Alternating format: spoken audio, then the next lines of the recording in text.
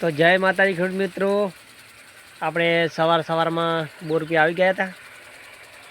તો આજના બ્લોકમાં જોડા રહેજો. આજના બ્લોકમાં તમને જણાવીશું શું કરવાથી આપણે બટાકાને રોગ પણ ઓછો આવે. તો ખેડૂત મિત્રો, મારું કહેવું એવું છે કે હવામાન સારું હોય તો ફુવારા થોડાક વધારે હાંકી લેવા, અને એક એવું કહેવું છે કે હવામાન જો ખરાબ હોય ને વધારે ઠારવાળું હોય તો 5-10 મિનિટ ફુવારા હાંકી લો તો ઉપરથી એનો ઠાર તમે ધોઈ નાખો. જે રાતનો પડેલો હોય તો એ ઠાર ધોઈ જાય તો આપણે પાન ઉપર રોગ થોડો ઓછો પણ બટાકાને આવે છે.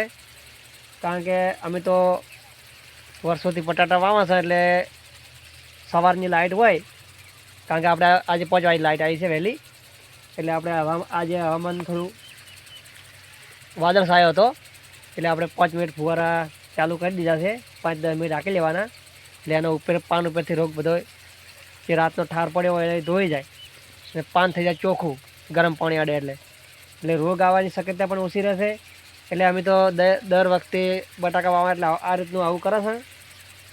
તો તમે પણ સવારની લાઇટ હોય તો હવામાન એવું ધૂપવાળું હવામાન હોય, વાદળછાયા જેવું, તો ઓછા ફુવારા હાંકવાના. કારણ કે 10-15 મિનિટ હાંકી લેવાના, 5 મિનિટ કે એ વધારે ના હાંકવાના.